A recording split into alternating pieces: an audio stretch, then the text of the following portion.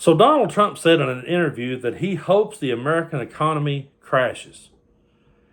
Yeah, a former president, a man who's running for office again, and if reelected would take office in January of 2025, he hopes that the American economy crashes. And he will have supporters out there saying, yeah, I think it's a good idea. You know, the first time I ever sat down in a chair like this to do content like this and talk about Donald Trump, I came right out of the gate saying that Donald Trump does not care about anyone but himself. And people say, oh no, man, he's one of us. He's the billionaire, the common man, buddy. He's got our best interest at heart. Didn't you see him up there in West Virginia with that hard hat on his head? He's one of us. And I'm like, that guy wouldn't know a chunk of coal if it hit him in his ass. That guy's never worked an honest day in his life, but somehow he duped people in my part of the world into believing that he was their savior. And now he says he hopes the economy crashes and they'll be all for that. So he basically hopes that your life gets worse. Anything to make Joe Biden look bad. He hopes that you lose your job. He hopes that you can't pay your bills. He hopes that you lose everything you worked for because we got to make Biden look bad. But I don't think he realizes what he said when he said that, because in the same interview, he said that the economy was doing pretty good, but it was just because it was riding off the fumes of his administration. And I don't think he thought that one through when he said it, and I know that his followers haven't thought that one through at all.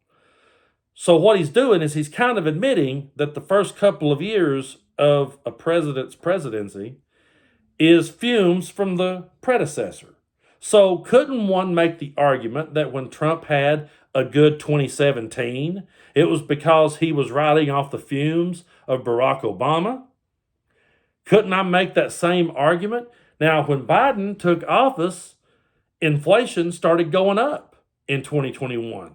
Gas prices started going up in 2021. The price of everything started going up in 2021.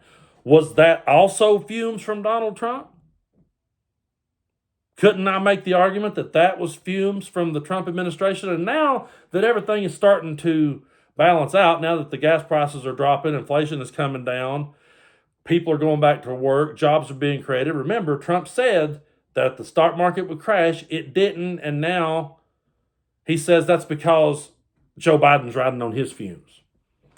So I guess Joe Biden's been riding on his fumes all along by that logic, and inflation's not Joe Biden's fault, and neither is gas prices and nothing. If you think Joe Biden's presidency has sucked so far, it's just the fumes of Donald Trump. I don't think they really think this stuff through. I know he doesn't. He just throws anything out there and sees what'll stick, and damn near anything will stick with his followers.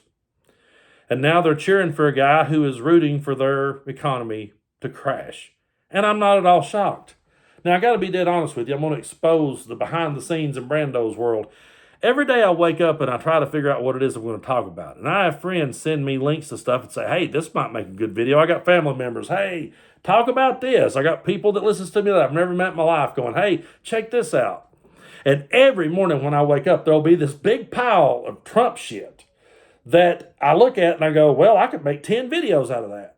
But I'm not going to do that. I'm just going to whittle it down and extend this one out a little bit further, because not only is Donald Trump hoping that the economy crashes, but he actually said out in Iowa that he would like to build a dome over the United States.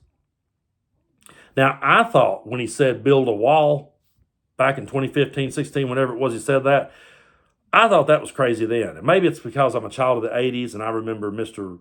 Ronald Reagan saying, tear down that wall. I remember all of that. So maybe that's why I thought that was crazy. I never thought we would be the country of walls. But he's went beyond a wall now, and he wants to build a giant dome to protect us.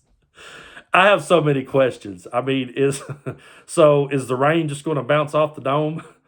Is snow going to bounce off the dome? Is it going to be like, is it going to have heat and air? I mean, is the temperature just going to be set at 70? Hey, if they're just going to have a dome built over this country, and the temperature will be 70 degrees at all times, then, hey, I might get behind that. That's so ridiculous. Build a dome.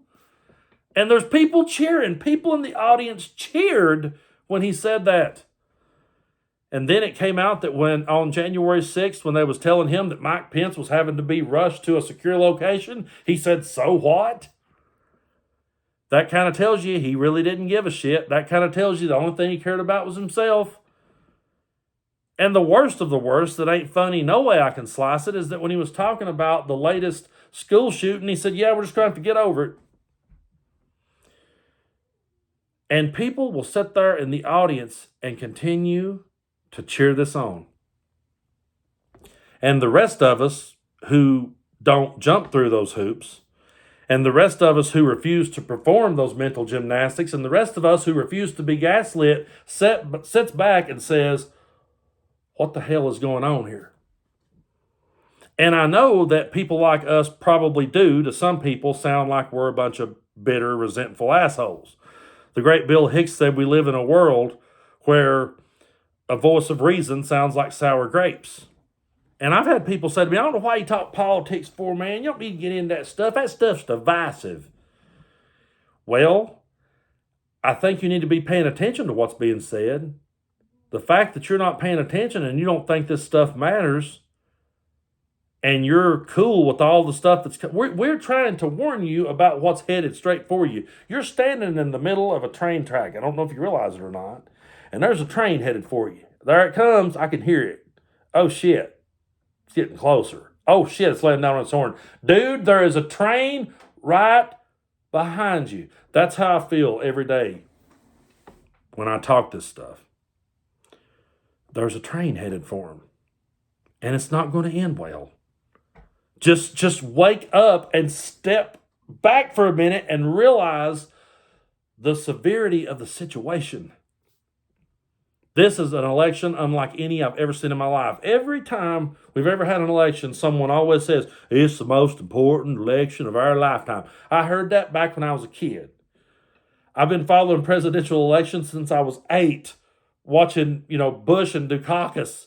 And I remember, this is the most important election of our lifetime. And every year since, that's been said. But this one is unlike any I've ever seen. Because we've got a dude who hopes the economy crashes. Oh, and he can't sign a clause to promise that he won't try to overthrow the government again. We got that guy saying, I want to get in and I want to be a dictator for a day. And I promise if you'll just let me be one for a day, I'll give it back to you. We got a guy hoping the economy crashes and wants to build a dome. I mean, that's what we're staring down. So, yes, this is the most important election, but it's also the craziest one that I've ever seen in my life.